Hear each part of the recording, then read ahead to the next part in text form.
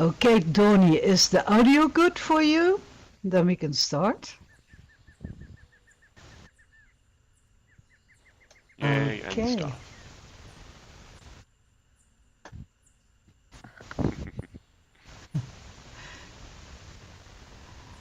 Okay, welcome everybody to another exciting 11 a.m. session at this year's Fantasy Fair. I'm here with my co-host, my first host, Saffia. Then we can start. Saffia. And we have two special guests, the people that run the Jewell Theatre, Fakey Jewell and Dorian Cao. So, Cow. hello, hello. Hello, Fakey, hello. are you there? Are you happy? I'm here. I can hear you. Good thing. Okay. Well, Saffia, do you want to take it off from here? Okay. I'd quite like to start at the top, which is, I know that both of you have the Jewell Theatre, and I'd like to ask you how you came to start the Jewell Theatre and when you moved into filming as well. I was drafted. It's not, I'm not And wrong. that is really true. It really was. I came to Second Life because I wanted to see if theatre was possible in Second Life. I was actually sent by a university that I worked for at the time. And I came in and I kind of walked the earth for a year and realised it was possible and told the university it was, and they were very, very glad, but said that I needed some money because I needed to get a space, and they went, yeah, not interested in that, thank you. And couldn't get Second Life through their firewall, and that was it. I'd done all this work and couldn't move forward with the project at all. And then I was really lucky and met a lady who ran a community, and she said, if you want to run a theatre, you can run a theatre, and we will give you time and space and whatever you need. And I literally IM'd a bunch of people and said, do you want to be in a theatre group? Do you want to do a play? And one of them was Dorian, which was such a blessing because Dorian took to it like a duck to water. He's a fabulous actor, but more than that, he is just such a brilliant builder, and he became the technical guy for the theatre and the set designer and everything, and it was wonderful. We were originally given a round sword arena, like a fighting arena, to do our plays in, and I was horrified because I thought, I've got to perform in the round. That's going to be awful, but I wouldn't do it any other way now. I absolutely love performing in the round. And also, I was convinced that all our sets had to be flat so that, people didn't have to mess about with their camera angles. They could just sit down, set them, and that was it.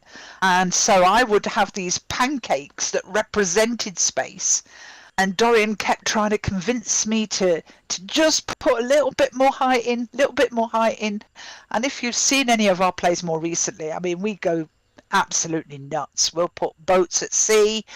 We'll put stormy castles. And it's lovely now. And of course, I was worried about nothing. Absolutely. So I think that's where we began, and how we got into film. We always did want to film our plays, and that's partly because we started the Jewell Theatre in 2007, and at that time voice was quite new, and we could not make it work for our performances. We just could not make it work, and we were a text-only theatre group. And the problems that we have is we had people from all over the world in the plays, but they're hearing the words at a different time. So if two of you try to sing a song together in Second Life, I don't know if you've had that experience, it's almost impossible. You hear it at different times. So if two of you are singing in what you think is the right time, the third person is hearing a mess. And we had people in our theatre group that were sometimes hearing things almost, I think at one point, 17 seconds later than everybody else. So the play became really halting. And I've heard people do voice work since, and it's okay. But the problem for your audience is if you've got one character in the foreground and one character in the background, they can't hear the person in the background. And it becomes, it's such a technical mess. We still have difficulty with that. We tried doing it where we pre-recorded it and put it on as a recording, but even with that we had difficulty. So we end up having a person doing like a simulated reading, via a stream, and I give them their own script so that they can also describe the action, which means that the audience that are actually at the event can see the real-time event and the action. But if you can't get onto the sim, then you can listen to the stream and you still get the picture in your mind. You still can tell what's going on. Sorry, that was quite a big explanation. Yeah, that's awesome that you adapted yes and no to Second Life. I mean, I've seen your plays, of course, and they are so real. That's what always gets to me. It's like people really interact with each other. You forget it's avatars. So for me, it's a strange mix, well, a nice mix of, as we call it, real life and Second Life. And I think that's what makes your group so very special. And then we ended up translating that a bit because we had this crazy idea to try a 48-hour film project. So that's kind of where we got into our machinima stuff. We recruited our actors in the play, so for me, built it's our a strange sets, mix, wrote well, our a nice story, mix and, of... basically did it like we do our plays. We just did it really, really fast. Yes. And we really liked doing machinima, but we've not really found it possible to do our plays as machinima. We have to either rewrite the script, and I think that's because if you watch film and you go to watch a play, there are many differences. In a film, you've got lots of quick scene cuts. And you need that. The camera is the narrator in film. If you're watching a stage play, then the scene has to be static. It's supporting, but it's not really the narrator. The script is what's driving that. So we've never managed quite to marry the two together. And we did a 48-hour machinima, The Lucid Journey. And we had a lot of success with that. And then Second Life asked us to do a birthday celebration play for them. And at that time, the majority of our plays were Korean, and we didn't think any of those would go to the Second Life. It wouldn't have been suitable for that. So we quite rapidly wrote The Lucid Journey as a stage play. And that that was really good, and that worked really well, but it was very different timing, very different tone, very different pacing, and And still good. It's the one play we have that is not in the round. It's in a standard that's square true. theater. Because that was what we were given to do the stage on, a big square set. So we made it work. With poles in the middle of it. Yeah, that was very scary. So, when you came to make your machinima, what sort of technology did you go with? Well, when we very first did it, it was me filming. I was working with Fraps, and then I think I was using Premiere Camtasia. Pro. It would have been a very old version. I'm on Camtasia now, but at that time, I'm fairly sure it was Premiere Pro. But the following year, I managed to convince Toxic Menzies to be our cinematographer, thank God. Because I don't think I'm very good at machinima. I like the writing, I like the directing, but the technicals of machinima, I'm gonna tell you now, and I'm sorry to say it, but they kind of bore me. I like the effect. I like to see the effect, and I quite enjoyed the editing, but the filming itself, I'm not very good at. I don't think. I don't have the eye for it. I don't think. So. Well, having seen some of the stuff you've shown at Machinima Monday, I wouldn't agree with that. Oh, thank you. That's very kind. Because you have some lovely stuff that you've brought out there. And yes, so I don't think you should chuck that aspect away. You're very good at it.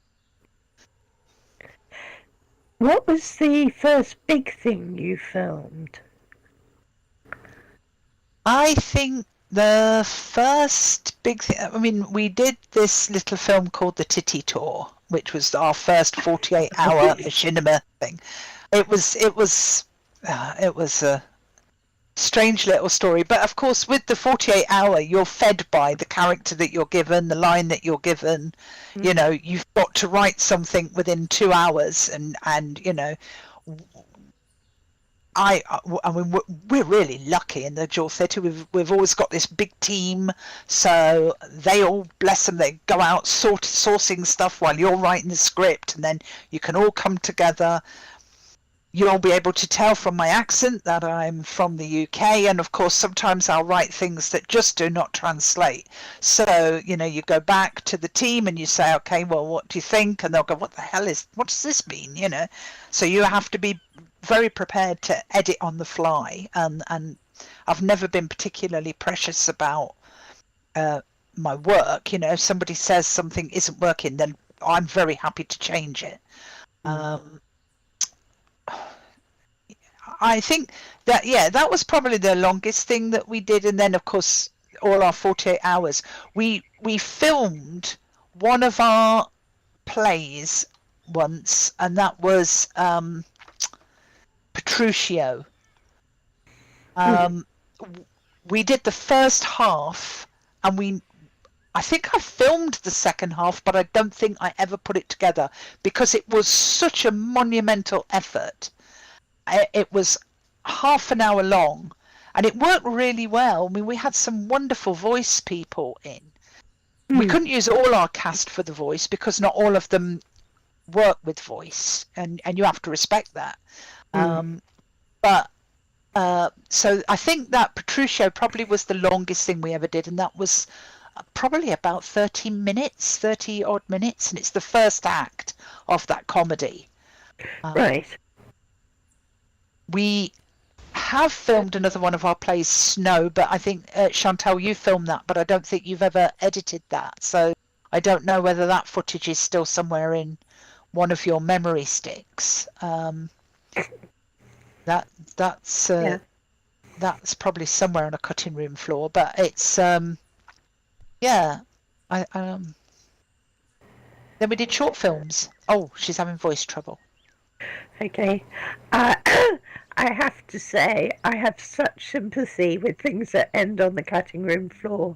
I've got some wonderful film footage that I've taken, and yet I've never had time to edit it properly, which was a real shame. I'd love to go back and do that. Well, I suppose this digital stuff is never lost, is it? You can. No. The only problem I think with it is, of course, if you film something in 2014 and then you're looking at it in 2022, you think, Oh my God, we use flexi hair. Yeah. You know, that's no good. Yeah, and it's We've all not got flying mesh. through. Yeah, Yeah. yeah. And the technology takes over, and you think, oh, things look much nicer now. That's no good. Yeah, they Oh, do. thank But the old you. films do Thank you, have a charm, you know, looking back, they're fresh. I remember doing that huge play for you, Snow, that was, right? That's right. Yes. Yeah, and I did a rough edit, and then we got the glorious idea of subtitling it. And this was way before Adobe Premiere would allow that to do sort of automatically. So I started, and it was such a huge project. It still lives on my computer. But I'm so sorry. Yeah. YouTube actually does automatic subtitling now, Yeah. of course, but not very well. So you have to go I was going to through... say, after a fashion. Yeah, you better be Yeah. careful and check it. Like autocorrect. I mean, murder has been committed over that, the auto-spelling. Yeah, Worldwide. it's a bit like Google Translate, isn't it? Yeah.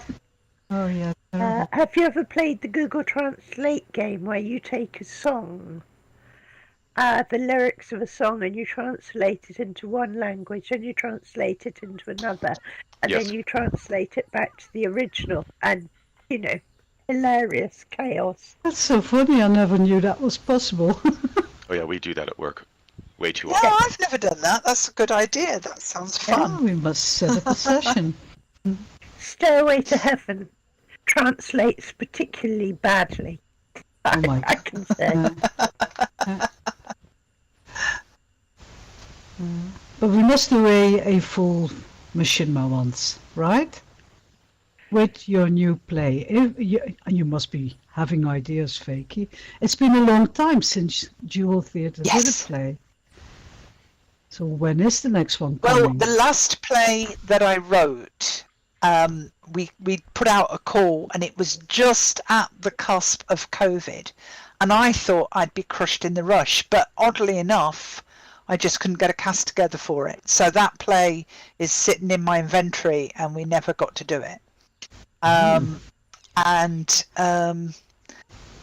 am working on another play at the moment, so I'm hoping that I can get that written probably end of June time, and then hopefully look at maybe a September, October play. That would be really nice.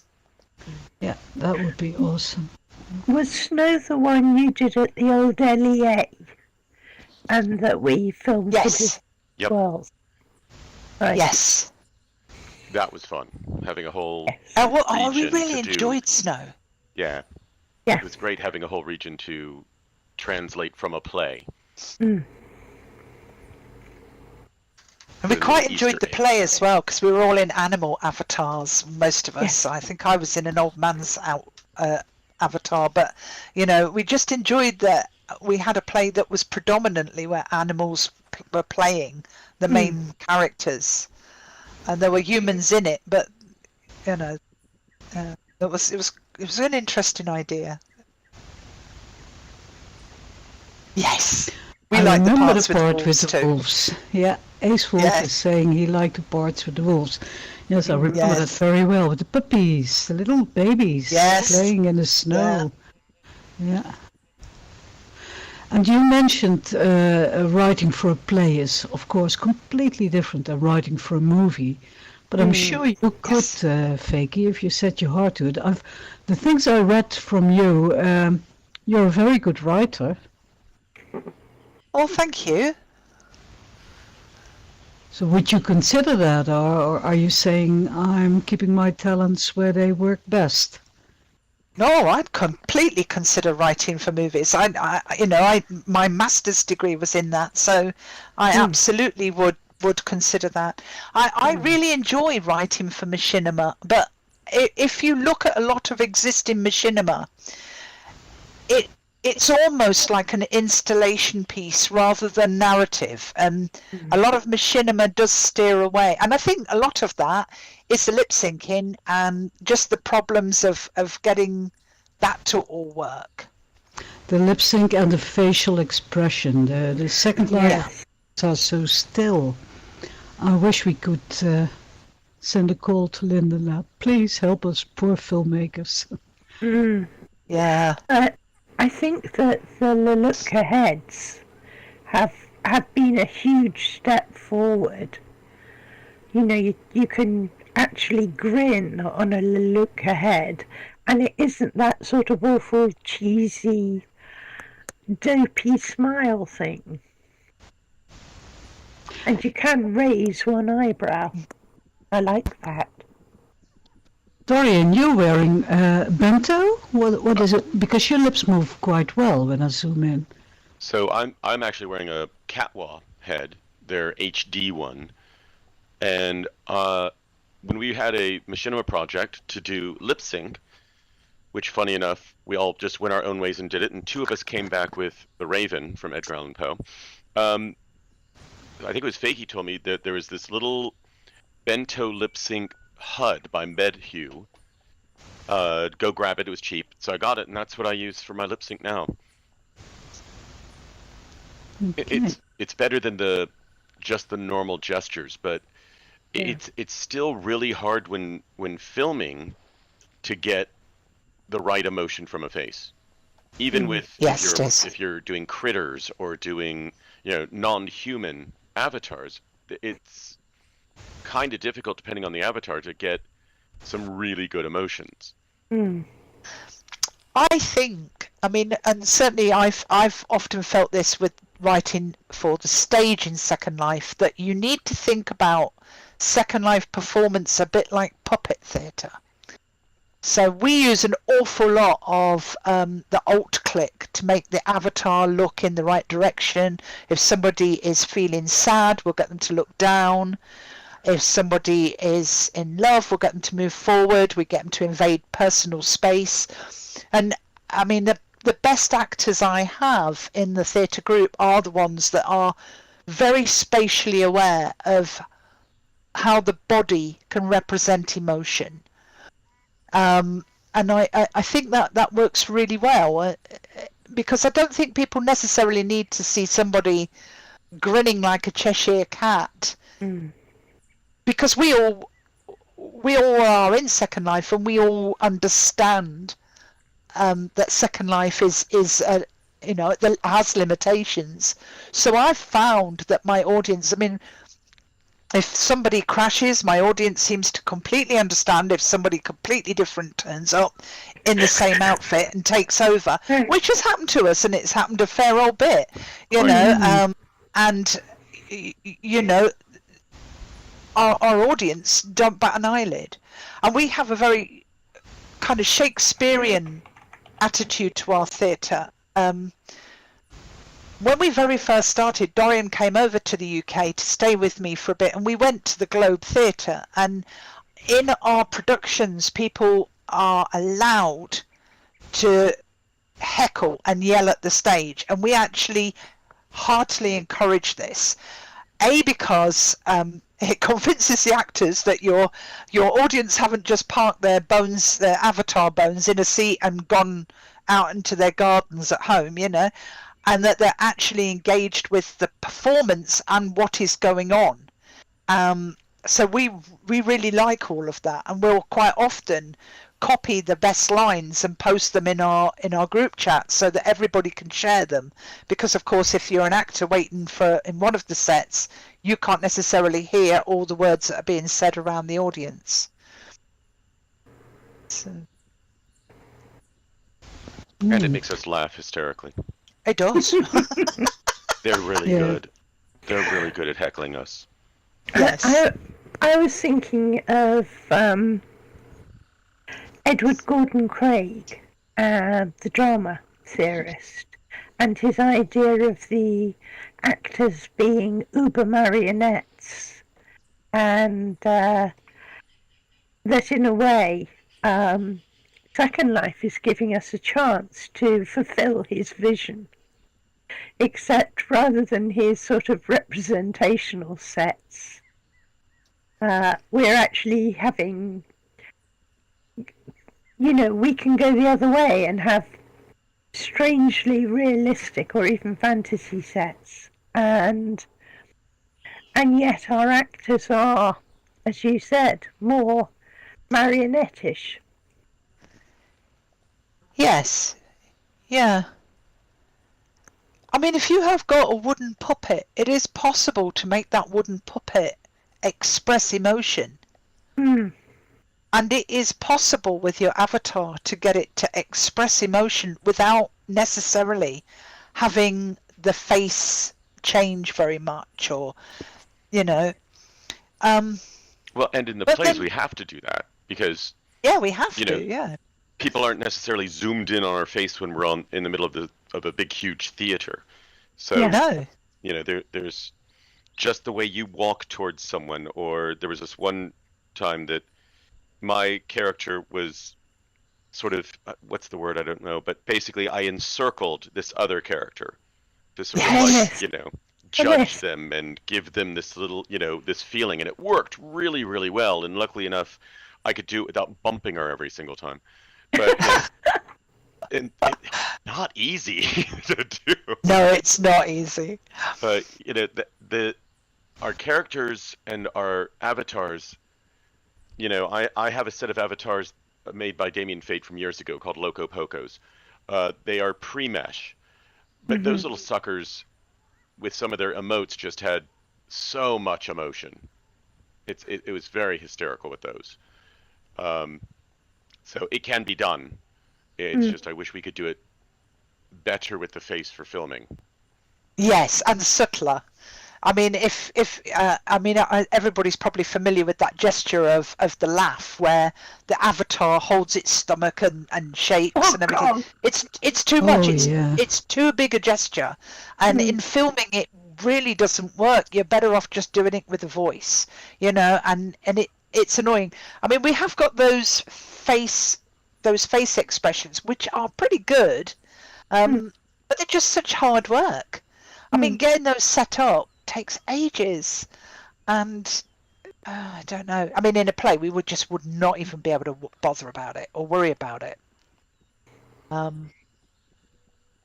I don't know. It works in the theatre. It works, and it probably works better than machinima does at the moment, because I think your audience is a little more removed. They're live. They're in the moment, and they're bringing. I mean, obviously, I'm a narrative nerd. You know, everything for me is about narrative, and so I'm taking these people on this journey of a story, and we're going to be going to a conclusion, and your audience are walking along with you. So if your avatar doesn't particularly look depressed but is depressed, your audience, they're going to know that, and they're there. They understand that, and yeah. I mean, even when we had the wolves, people knew what the wolves were feeling, and that was really good. Yeah, I guess there's a big difference. Well, one of the big differences is that your plays are in-world for in-world crowd, and machinima most often is for people outside of Second Life. So we have different pres and cons, I think you call that. Things that work, like in real life, things that work in a play will not, when you're there in the audience, doesn't work on TV often. When you see most plays you see on television are not catching you, are not grabbing you. There are exceptions, but usually because it's a flat dimension. So in Second Life, the audience, yes, will understand when somebody sits on a chair funny or does a silly laugh. But outside of Second Life, in machinima, they just don't get it. So that's a big difference, yeah. And you're using it. But to be well. fair, though, they wouldn't understand my play. I don't think they would understand my play. And also, I mean, when I tell people, oh, I run a virtual theatre in a virtual world, and they'll say, can I come and see it? And you'll say, yeah, make yourself an avatar, bring yourself into the theatre and sit down. But that is a bit of a mountain to climb, and it's quite rare that people will go that far just to watch the play. Well, I will go and say something that may not be popular to hear. Meta, I know, start booing, has actually made that a little bit better, because now more people have heard about Meta. And, I was talking about, someone in real life, I'm having some work done on my eyes to correct my vision. So I said, I can't do my filming. I can't do all this stuff in Second Life. And someone overheard me saying, "You're filming?" I'm like, "Yeah, I filmed some stuff," and I showed them a couple things. And they're like, "Oh, is that in the Facebook Meta thing?" I'm like, "No, I have legs." But they've at least a wider berth of people are on Facebook that have heard of Second Life. So they're kind of getting it. And then when I show them stuff that we've done, they're like, "Oh, I didn't think you could do that." Perfect example is the last machinima I did. Where I work for a science center in real life. And we are working on a project for a new small building all about alternative energy sources. So I went ahead and made the building in Second Life and did a quick fly through using machinima. Just filmed a fly through, put some music, spun around with my space navigator, and we produced it in the meeting. And the people were all like, "What company did you get to do that? Where did you?" And I'm like, "I just did it at home." And people freak out about that because they're immediately thinking that I've spent thousands of dollars with some production company to do this little, I don't even know how long it is, 30-second little flyby film that, shows a real life application. It just happens to be in Second Life. And because it's architecture, it translates. And that was cool. The Library of Birmingham built a lot of their new library. This is Birmingham, England.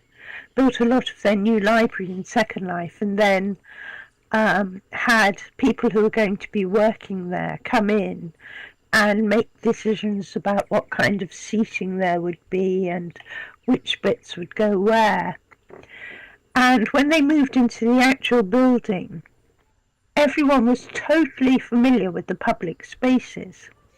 They kept getting lost around their own offices because that bit hadn't been built in Second Life. But that's they fascinating. could completely get it. Yeah, we did Designing Walls about it shortly before it was taken down. But it's really good. We did that when we were doing a large remodel. Our chief operating officer was not, wasn't good with visualizing space. So we were putting, tape on the ground saying, okay, a chair is going to go here and a cabinet's going to go there. And I went ahead and did the whole science center remodel in Second Life. And yeah, it was the same. It was kind of the exact same thing. It didn't, it wasn't exact by any means, because some of the things that we do in real world simply don't exist in Second Life yet. And I'm not that good of a builder that I can create mesh myself. But it does bridge that gap. Yeah, it certainly did. I saw the fly through. You showed it at Machinima Monday. See, we should have put a screen on here so we can show people. Yeah.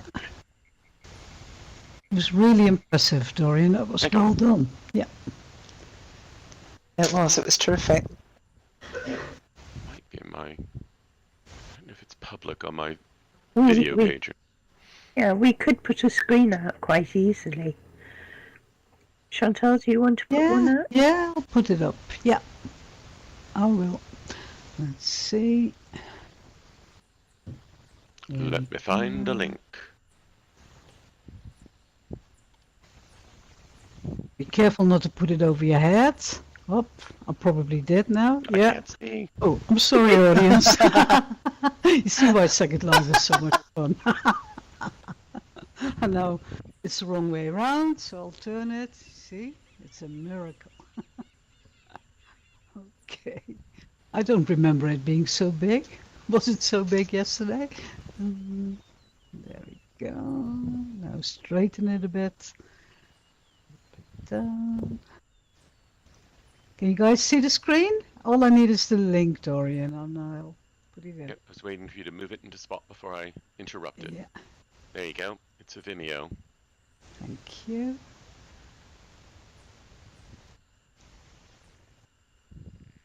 One sec. I suppose we can post it out in local chat too. I might have to shout it. Yeah. I don't necessarily shout. Okay, it's everyone's in the TV. For the audience, if you want to see it, double click in the middle of the screen. Yeah, click the screen twice. And Can we watch you it? can't get the screen to work. You can't. Yeah, exactly. I was gonna do the same. Let's watch it. And I know why your boss was impressed with this.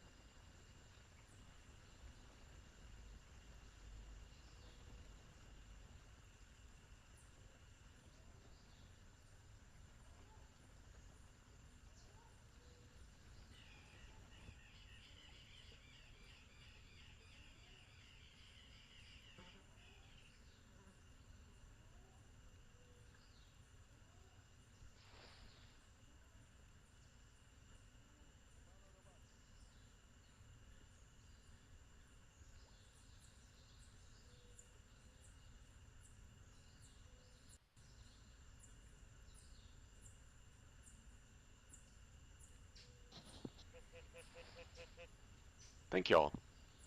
One of the things that made that fit in well was we actually took a picture from our parking lot where the building would be, and then I used that as a giant backdrop for the building to make it look more like it's actually there. And it was just silly fun. Now I just need $5 million to build it, so I'll tell you where you can send donations. I'm kidding.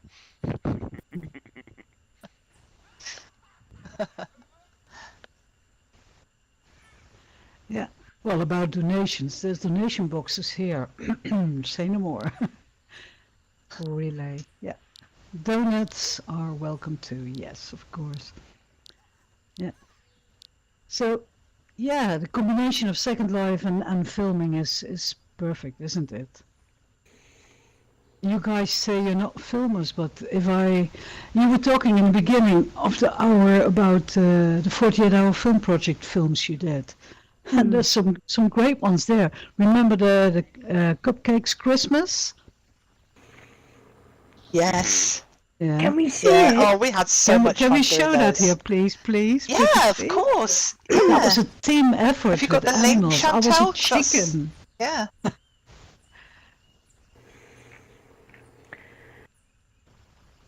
Have you got the I played a link, chicken in Chantal? that film. I'd love to do it again. I love chickens. So. Do you have the link at hand, Fakey, or? I might find it. Just give me a moment. I think if we want to treat our audience, that's a perfect one to show. And the Lucid Journey.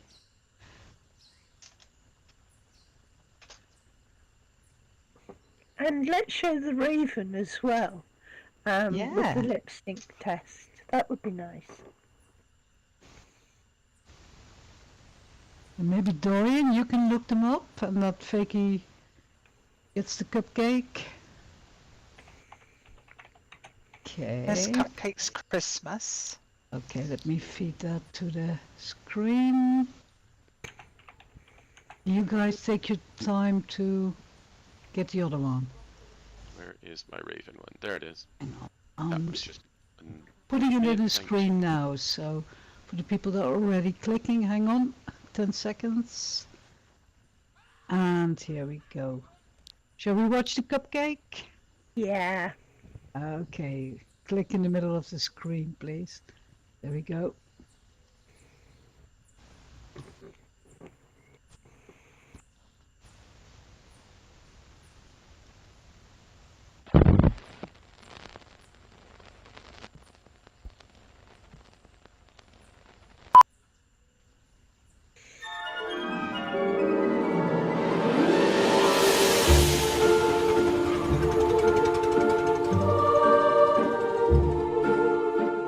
Cupcake hated Christmas time, the fuss, the noise, and festive rhyme.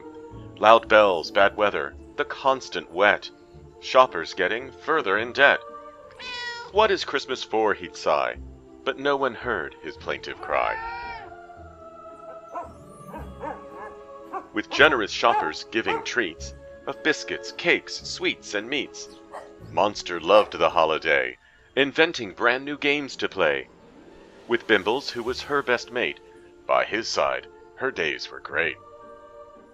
His owners didn't want him so, they opened the door with an out you go.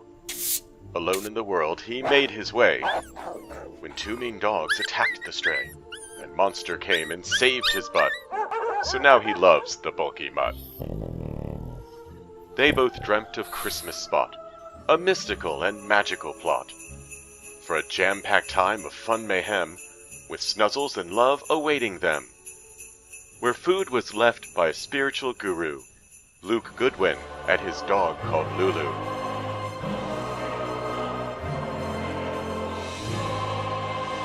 Lulu watched with some concern, as Luke returned with a metal urn, where once his wife Adele had been, his grief the worst she'd ever seen. And what of Christmas Spot this year? He hadn't the heart, she began to fear. Lulu worked with Luke each day to bring to folks a spiritual way of living their lives with love and hope, and helping them to learn and cope. But what of hope for Luke, pray tell, since he had lost his wife Adele?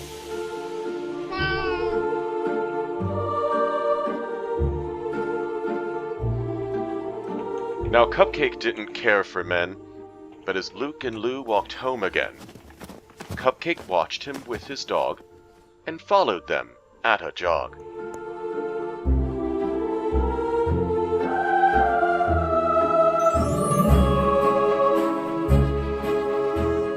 I want a lap, and love somehow. I want it, and I want it now.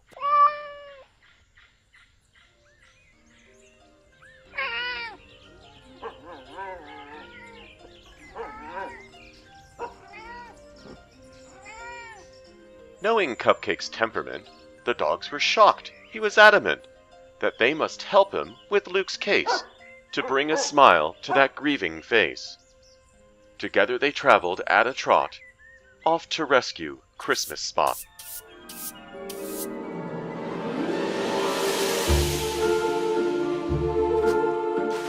All worked hard throughout the night, until at last, at Christmas light, they finished their transforming job, that Luke might know the animal mob appreciated the previous years of food and love and Christmas cheers.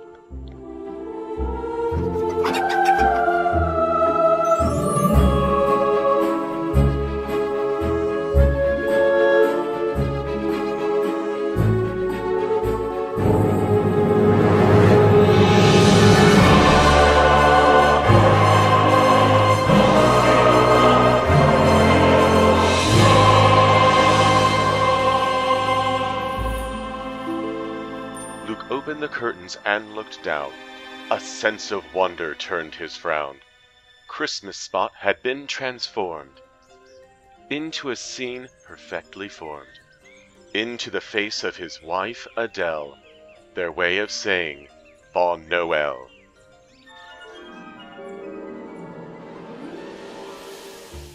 Cupcake still hates a Christmas tree, but spends hours on Luke's knee. He'll still give talks to all who'll hear on why he hates this time of year.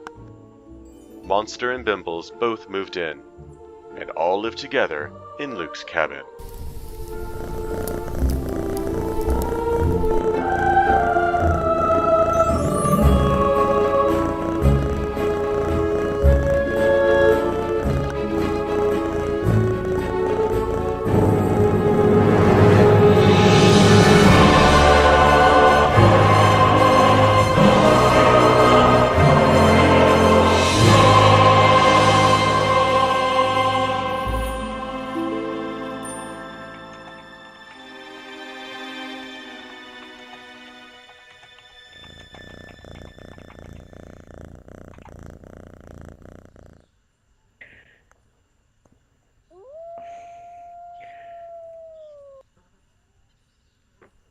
So did you guys make that in 48 hours? We did. Yes. Yep. It cost me 2 months of my life, I think. Yeah, I was going to say, did you sleep at all? What we do is little. us Europeans go on to America time. In fact, actually, I think by that time the hours had changed from 48-hour machinima, and so I think the people in America had to come to ours. But we schedule it. We're really organised. We have an itinerary, and we know when we've got to wake up. We know when we've got to do this. We've got to do that. We've got to do that. You've got 2 hours to write it, because you get given your genre at the meeting. You don't know what you're going to be writing. And the lady that played the cat, Cupcake, hated Christmas, and we picked holiday film. And I hated the genre. And I was in voice with the team, and I went, oh, we've got holidays. I'm going to choose a different one. And they went, no, we can do it. We can do it. Because I said, well, what even is a holiday film? And they said, well, you can make a Christmas film. And I went, really? Just call it a Christmas film. And okay, I get it, So I went, okay, well, we'll do that. And she was horrified because she hates Christmas. So that actually became the whole purpose of the little play. Yeah, that's exactly right, Ace. It was Sass, yes. She really hated Christmas. Yeah. But it was It's a fun. perfect example of what a team can do, worldwide. Yeah. Too. I mean, the actors were sleeping while I was editing, and of course, we took our time to eat when Fakey was writing, and that's how there was a tight schedule. And was it in our team that one of the actors fell asleep, and we were all trying to shout in the room, wake up, wake up, wake up. Oh, I think it was Sass who fell asleep. Yeah, Yes. she's in the living room in a chair Sass asleep. certainly fell asleep when we did the lucid journey. Or was it? Yeah, no, it was a lucid journey. She fell asleep. We had to leave her dancing. Oh, God. She just, we tried to wake her up. We couldn't wake her up, so we just went away. And I think she woke up a couple of hours later and realised she was the only one online.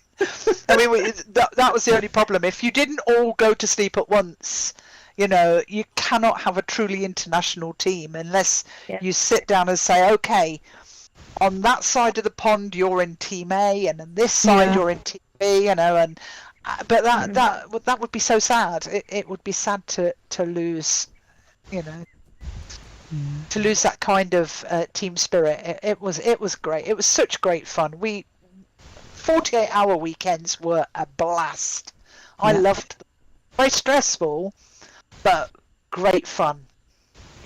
Well, we have got a challenge at the moment going on, which is to do a film for Fantasy Faire. And maybe you could do one. We are going to be giving awards, which we're going to be calling the Wafflies. Elizabeth Burley, Mary Layton, is actually making special awards, which will be handed out at the end of the fair. Do you want me just to quickly go through what the rules are? Definitely. Okay. Hang on a sec, I need to... And this is to all the audience. 2. We'd love as many as possible. You can put in more than one. There are 3 categories which will be awarded prizes. Category 1 is fiction. Category 2 is factual. Those are going to be 5 minutes each. Then there's a 3rd category for live stream. We're asking people to submit a section of their live streams rather than have the whole thing. Films must be 100% shot on the regions at this year's Fantasy Fair, and they should reflect the spirit of Fantasy Fair. Sorry. Films shouldn't contain copyrighted material, so music should be license free or licensed to you, and they shouldn't contain adult content. Chantal, do you want to take up on rules? I'm coughing like crazy. Oh, bless you. Chantal, is your voice working? Oh my God, I'm babbling away without voice. I'm so sorry. So no adult content, and it should be placed on a recognized platform like YouTube or Vimeo, and the address sent to fantasyfairshortstory@gmail.com. I'm posting the link in local chat of the text that I'm reading. There you go. Or contact me or Saffia. I mean, we'll help you out. And they all have to be submitted by the end of April 30. So that goes for a short time, but very intense. Films in competition will be shown daily at 11 a.m. from May 2nd to May 7th. And the prizes for the top film in each category will be awarded at a special ceremony on May the 8th with an after party. That will be a big film Hollywood-like gala party. So even if you don't send in your films, please come and party with us. In addition, films sent to us not in competition will also be shown in the 11 a.m. slot in week 2. So you need to specify whether you want to be in the competition or out of competition. Both is welcome, very welcome. And the films will be judged by a panel of judges, but there also will be a 50% contribution from the public. So you can vote for your favorite movies. People will be able to vote for individual films by making donations in special kiosks. All Linden's race will go, of course, to Relay for Life. So I'm calling upon people, please spread the news and enter. Yes, we want to see lots of films. Please, please. Yes. Yeah.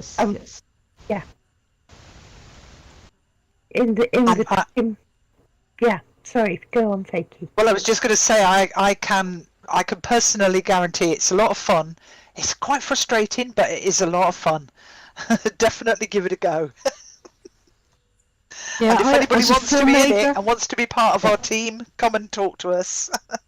yeah, as a filmmaker, I can recommend it. You know, limitations usually bring out the best in everybody's work. And it's a good exercise also for your filmmaking. You know, do something you usually don't do. Enter a competition within a very short time, and yeah, you'll be see what happens. So, do we have time for one more film? I'm looking at Afi. She's the one that We've got as much time as we need. I know that people will want to rush off to the ball, but before that, I think we could certainly have another film. Maybe The Lucid Journey? And Raven. Right. Yeah, I'm submitting it to the screen. It's such a special film. You guys won an award. I was head of the producing team that year, so I wasn't part of it, but the cinematic was the one. Which award did you win? Fakey, I'm sure you remember. The Lucid Journey won, oh, goodness me, it won best... We won the City of Machinima. Mm-hmm. We won 5 other sub-awards. Wow. I don't remember what those sub-awards were. I think it was best writing, best cinematography, best use of character, and best film. So those were the 5 we won. Okay, it's in the screen, so if you want to click it and have questions afterwards, please do. Let's watch it.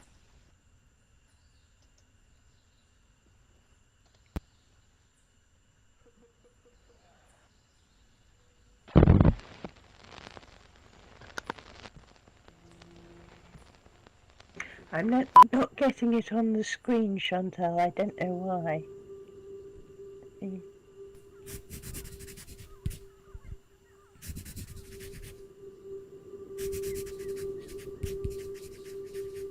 In every culture, there have been legends about the relationship between dreams and travel.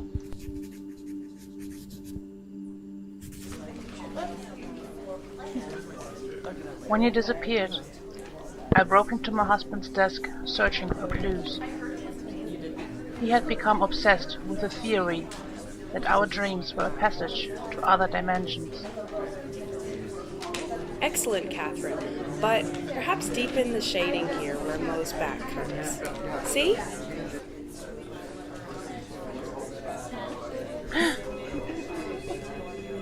Keep position, please, Mo. I'm sorry. Suppose it's more than just lucid dreaming. Suppose it's time travel. A portal, perhaps. The more successful I became at lucid dreaming, the less attached I felt to my waking day. Could he be right? Did Maurice find a way to another dimension? I decided I'd try to find him.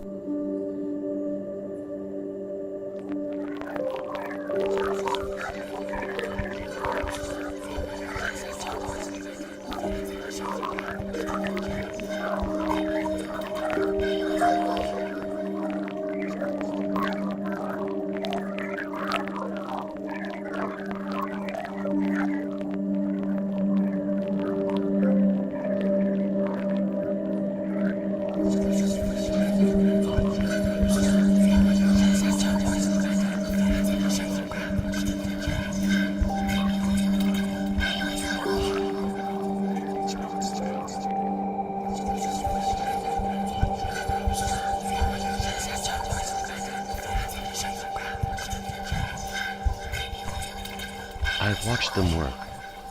They're neither warm nor hostile, neither interested in me or each other. They harness our dreaming energy of no use to us. I can only conclude that they are as benign as they are efficient. Sometimes I'd meet dreamers, lost, frightened, confused, or just busy.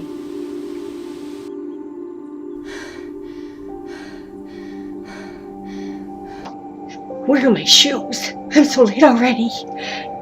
Sometimes the waking was violent, and I would wonder what in the world had dragged them away so urgently. A ringing phone? A child screaming out of a nightmare? There was no sign of Maurice. All I learned was that everyone was just as alone as me.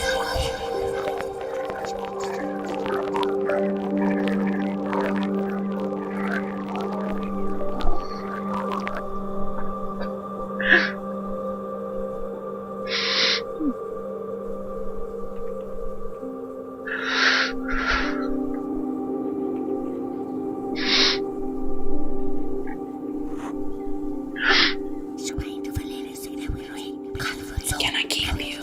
No. Come. What?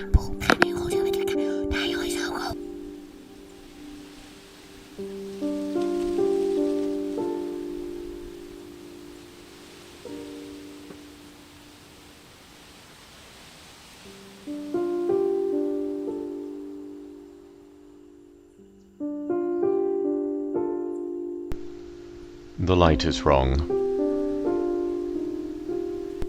Is that all you have to say? You've been missing for a year. They wanted to keep me.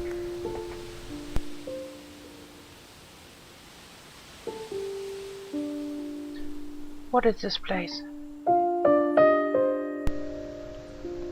It is the join between their world and ours.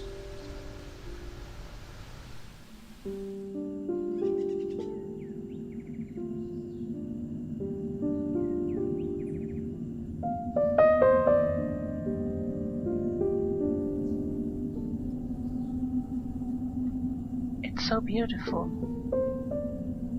What are we looking at? Their universe and ours, layered like a cake.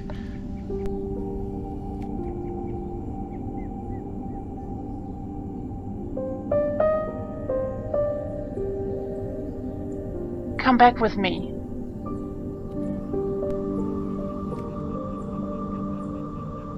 They want to keep me.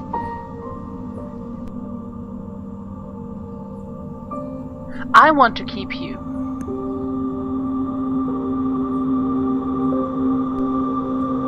I want to go there, Mo. To their world. I want to see how far I can go. Come and visit me in your dreams.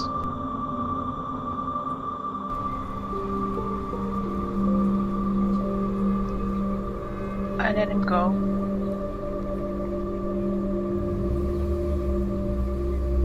When I see him in dreams, we wave, and I hope that he finds what he's looking for.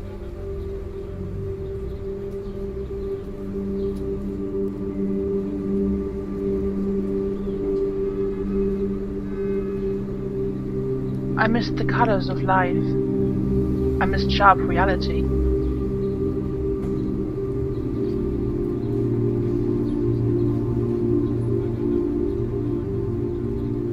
I happily give the dream sweepers my sleeping energy, but I realized that my life is mine.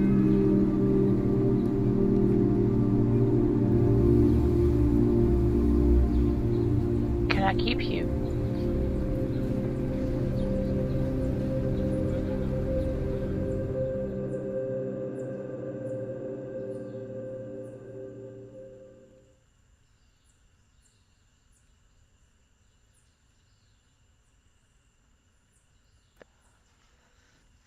It's so interesting to see it again.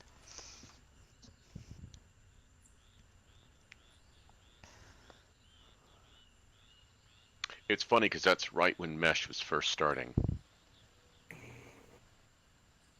You know, there weren't a lot of Mesh avatars. There, you know, as you can tell by some of our avatars.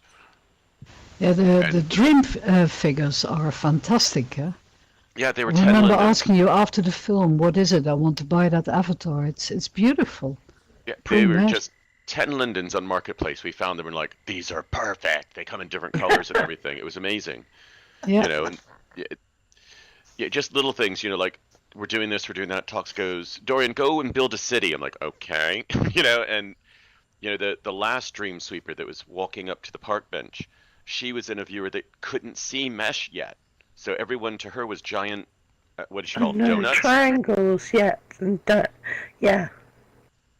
So it's a lot of what we were doing when we did this, and this goes to, you know, Toxie's, you know, eye, is, you know, do this, do that. Okay, I need people running in the background. I need a driver. I need this person to, you know, and we're not seeing it until the very, very end. And it just makes, you know, to whoever's filming it, that's the only person it really needs to make sense with. You know, the people that are in it, a lot of the stuff we were doing made no sense. That's the same in real life filming, eh? And the actors are given commands and text, and they really don't see it often till the film is done, eh? They don't get it. Yeah. To be honest, though, I think that's quite true of the plays that we do. I mean, I've had actors say, you know, if they're sharing a character or they're standing back and letting their stand-in do a performance and they're actually in the audience, they go, I hadn't appreciated the blocking. You know, I mean, anyone that's any one of my cast will tell you I'm a demon about the blocking. I hate when you see an avatar get trapped in a corner, or you get a character that's supposed to be heading the scene and they're not commanding the center of the stage or the particular area of the stage they need to, and you say, no, you cannot move there. And especially if people have not got great FPS, or that, you know, that they're really struggling, they're like, they cannot walk to the exact spot you want them to. I do make a lot of demands. Do you ever use things like the choreography tools like Meta Harper No. that can sort of give precision movement? No, certainly never for a stage production, and the reason that we don't do that is because it is a live performance and my actors are acting, and they have agency, and you know, I've been to performances where I've seen people put on these sort of automatic things. I think we had one bit in the stage show of Lucid Journey where at the end the character that plays, well, we changed his name to Lewis in the stage play, but he appears with his arm around a dream sweeper, I think, or the dream version of Alice who goes to find him, because, you know, we changed the names. I mean, we had to use Maurice and Maureen, because that was what character we were given in the 48 hour. But we changed it to Alice and Lewis because of the Alice in Wonderland and the Alice in Wonderlandness of the performance of the story. I mean, we've used a huddle for a dance number, you know. In, yes, we have. Korean. Yeah. But for the most part, part of not being on a track system or on a automated system is it allows our actors to act. Yeah. You know, they can express themselves. Snow, it was a crazy perfect example with the pups. They're running around, playing, doing whatever they wanted to do, and we had one actor, Amar, who all of a sudden decided that his pup was going to get ill. And they all started just rolling with it. And it became this great little scene, and most people wouldn't have even noticed it, and probably didn't. But it, you know, we're all like, uh-oh, he's down again. You know, it became this little inside gag with us, where Amar's like, I think the pup's sick. Yeah, he died on the stage, and you know, we'd all laugh about it because we're all in Discord talking in voice, and we'd all be going, "You're such an upstager," you know. But it was a brilliant piece of theatre, and it was completely his decision. I had not scripted that. I had never thought of one of the pups dying, and you know, there was a lot of us. And because he knew he couldn't be in the next scenes because he was playing a different role, he just decided to die. We were just okay.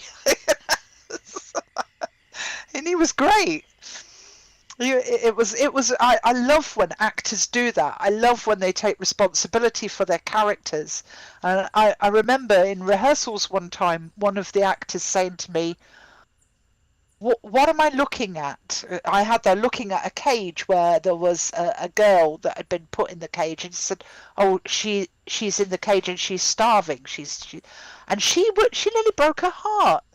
And so in Lucid Journey, I mean, the lady that played the lead role there, Chardonnay, brilliant actor.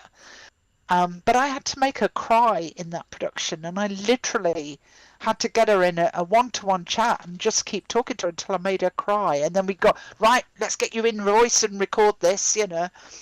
And just to get that sadness in her voice. Because it's difficult. I think it's very difficult when people are remote, trying to get the right atmosphere and the right attitude.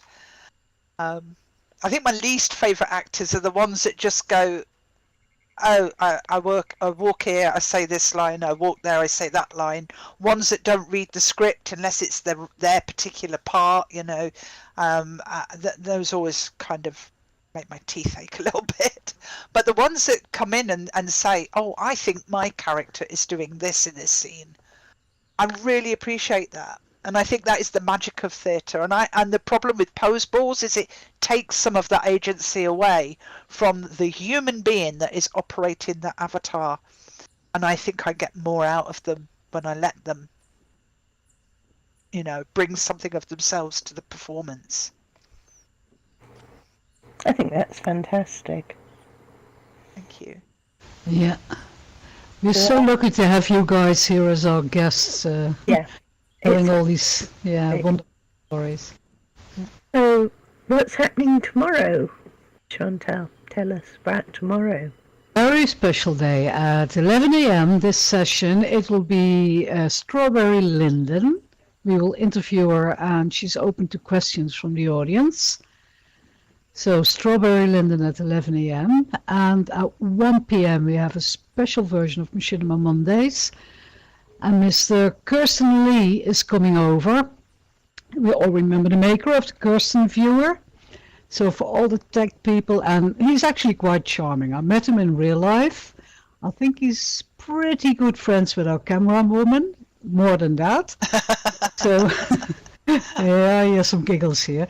So that's Donnie's husband, and yeah, it's going to be such a special day tomorrow. So come on over and stay here, grab a seat, and you might have to come early. It's going to be special, like today actually. We've got some fantastic things going on. Yeah, Excellent. and of course it was fantastic today. Yeah, Well, thank Thank you for having you. us. I'm so grateful for you guys coming over and all the stories you told us. Yeah. Okay. I just think there is so much creativity in Second Life. Yes. It's a community of Right. people that really engage with their space, and I don't think it matters whether you're making a nightclub or a beautiful fantasy fair area. People invest so much time and energy and making the space beautiful. It's just so inspiring, I think. Yes. Totally. Yeah, I totally agree. Yeah. Okay. Well, on that lead, I have to say thank you, Fakey, and thank you, Dorian. And thank I you. hope to see you here tomorrow, at least for the Machinima Mondays, but maybe you can come in early. I know you all have day jobs, and 11 a.m. is a difficult time for many people, but yeah. Take a day off work, I say. Well, it's easy for me to say. Okay.